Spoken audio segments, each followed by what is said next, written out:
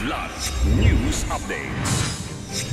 Mga balita ngayon, 18 dating terorista sumuko sa Maguindanao del Sur. Compound ng pamilya Diskaya sa Pasig inulan ng protesta. San Simon, Pampanga Mayor Abundio Punsalan balik opisina matapos ang pagkakakulong.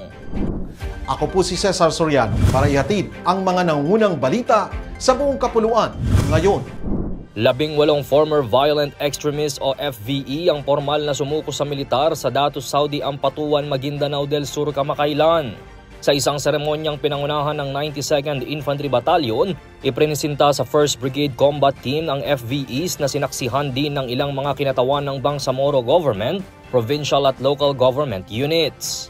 Kasama nilang isinuko ang kanilang mga armas. Napag-alamang 5 sa 18 sumukong miyembro ng Daula Islamiyya ay eksperto sa paggawa ng improvised na pampasabog. Kasabay nito, pinuri ng mga dumalo ang naging desisyon ng FVEs na talikuran ang karahasan at piliin ang kapayapaan. Tiniyak din ang pagpapaabot ng tulong sa kanila sa pamamagitan ng financial and livelihood programs.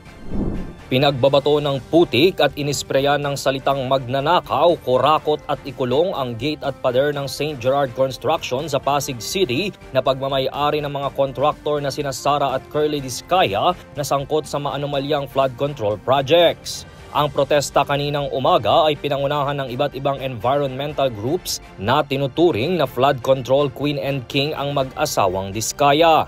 Ayon sa grupong Kalikasan, ipinapakita lang nila ang galit ng taong bayan na anila habang ang mga Pilipinong mahihirap ay nalulubog sa baha at putik, sila namang mayayaman ay lumulubog sa perang ninakaw nila sa taong bayan. Nagpatupad naman ng maximum tolerance ang PNP Pasig sa rallyista at sinabing wala ring permit to rally ang mga ito. Samantala, nakiusap naman ang kampo ng mga Diskaya na huminahon at huwag idaan sa dahas ang pagprotesta.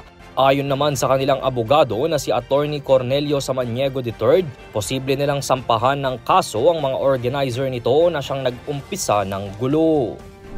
Balik opisina si San Simon, Pampanga Mayor Abundio Punsalan Jr. kasunod ng ibinabang desisyon ng korte na tuldukan ng anyay unlawful detention matapos itong arestuhin ng NBI sa entrapment operation noong August 5. Sa desisyon ng Muntinlupa City Regional Trial Court Branch 206, ginawaran ng petition for habeas corpus si Punsalan at inatasan ng NBI na palayain ng alkalde, kanyang aide na si Ed Ryan Dimla at 5 miyembro ng security team nito. Kahapon nang sinalubong ng mga empleyado at taga-suporta ni Punsalan ang kanyang pagbabalik sa munisipyo.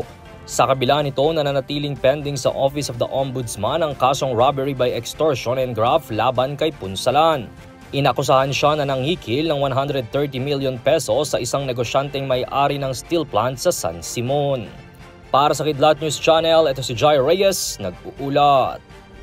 Ako po si Cesar Soriano, kasama nyo sa bawat pagputo ng balita.